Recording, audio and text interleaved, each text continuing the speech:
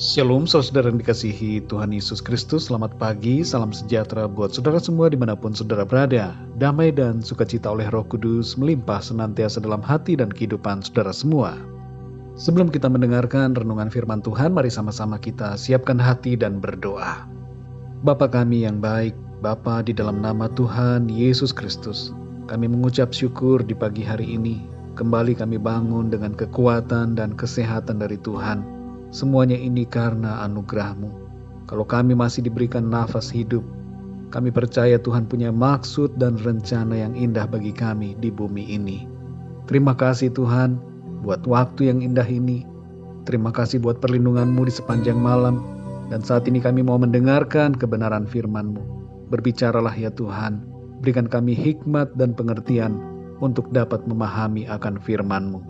Terima kasih Tuhan. Dalam nama Tuhan Yesus kami berdoa. Haleluya. Amin. Saudara yang dikasih Tuhan, ayat renungan kita pada saat ini terdapat dalam Injil Lukas pasal 5 ayat 1-3. Tertulis demikian. Pada suatu kali Yesus berdiri di pantai Danau Genesaret, sedang orang banyak mengerumuni Dia hendak mendengarkan firman Allah. Ia melihat dua perahu di tepi pantai. Nelayan-nelayannya telah turun dan sedang membasuh jalannya. Ia naik ke dalam salah satu perahu itu, yaitu perahu Simon, dan menyuruh dia supaya menolakkan perahunya sedikit jauh dari pantai. Lalu ia duduk dan mengajar orang banyak dari atas perahu. Saudara yang dikasihi Tuhan, tidak perlu berada di dalam gedung gereja, tempat ibadah atau acara pertemuan rohani untuk berbicara tentang firman Tuhan. Dimanapun kita berada, kita bisa berbincang tentang kebenaran firman-Nya. Dalam ayat ini tertulis mengenai salah satu ciri pelayanan Tuhan Yesus. Ia memberitakan firman Tuhan di mana saja. Secara spesifik dalam ayat ini, ia melayani dan menyampaikan firman Tuhan di pantai Danau Genesaret. Pantai Danau Genesaret merupakan sebuah tempat di mana para nelayan melabuhkan perahu mereka, membersihkan jala, menghitung ikan-ikan yang ditangkap, menjual ikan hasil tangkapan, dan berbagai aktivitas pekerjaan lainnya. Dengan kata lain, dapat dikatakan bahwa Tuhan Yesus berada di lingkungan pekerjaan dan keseharian manusia. Kalau kita membaca di bagian lain dari 4 kitab Injil, kita dapat menemukan juga bahwa Tuhan Yesus dalam berbagai kesempatan masuk ke rumah-rumah ibadat untuk mengajar dan menyampaikan tentang kebenaran firman Tuhan.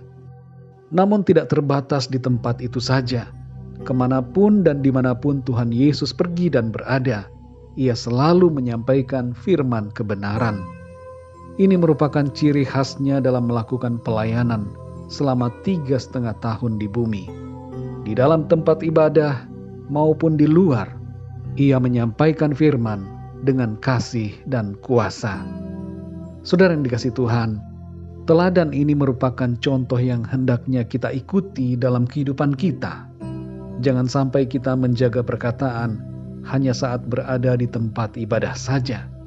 Lalu saat berada di lingkungan lain, mulut kita tidak memuliakan nama Tuhan. Kita perlu merenungkan secara pribadi bagaimana sikap perkataan kita ketika kita berada di tempat kerja, di sekolah, atau di lingkungan di mana kita berada sehari-hari. Apakah perkataan kita memuliakan Tuhan ataukah mempermalukan nama Tuhan? Tentu tidak perlu kita menyebutkan ayat-ayat Alkitab dalam setiap pembicaraan kita, tapi hendaknya setiap perkataan kita itu tidak melenceng dari kebenaran firman-Nya. Dalam Kolose 3 ayat yang ke-8 tertulis, "Tetapi sekarang buanglah semuanya ini, yaitu marah, geram, kejahatan, fitnah, dan kata-kata kotor yang keluar dari mulutmu." Dan dalam Ibrani 13 ayat 15 dikatakan, "Sebab itu marilah kita oleh Dia senantiasa mempersembahkan korban syukur kepada Allah, yaitu ucapan bibir yang memuliakan nama-Nya."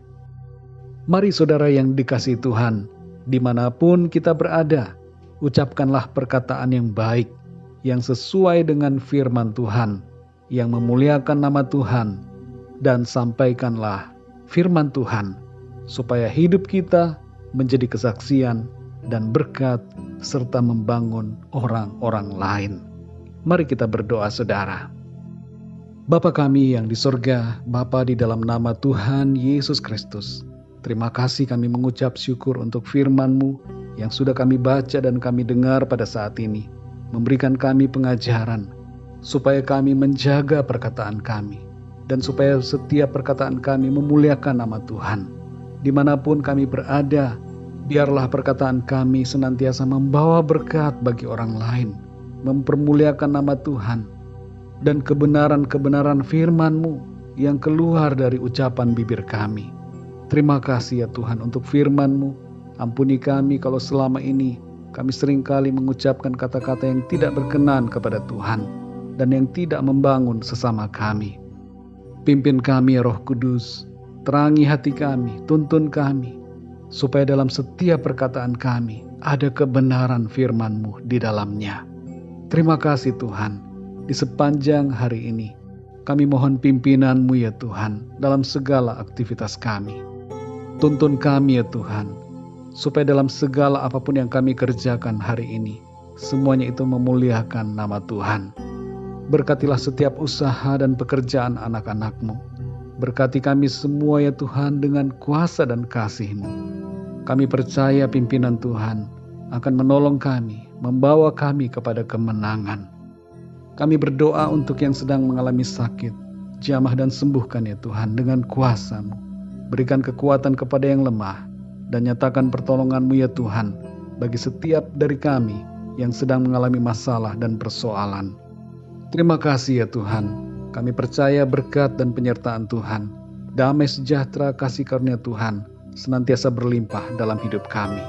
Terpujilah nama-Mu ya Bapa, dalam nama Tuhan Yesus Kristus, Tuhan dan Juru Selamat kami berdoa dan mengucap syukur. Haleluya, amin. Puji Tuhan, saudara yang dikasihi Tuhan, saya percaya firman Tuhan menjadi berkat dan kekuatan buat saudara semua, dan Roh Kudus akan menolong saudara untuk lebih lagi memahami kebenaran firman Tuhan. Tuhan Yesus memberkati saudara semua. Sampai jumpa dalam renungan yang berikutnya. Haleluya. Ku sembah Kau Tuhan sepanjang umur hidupku, sepanjang umur hidupku.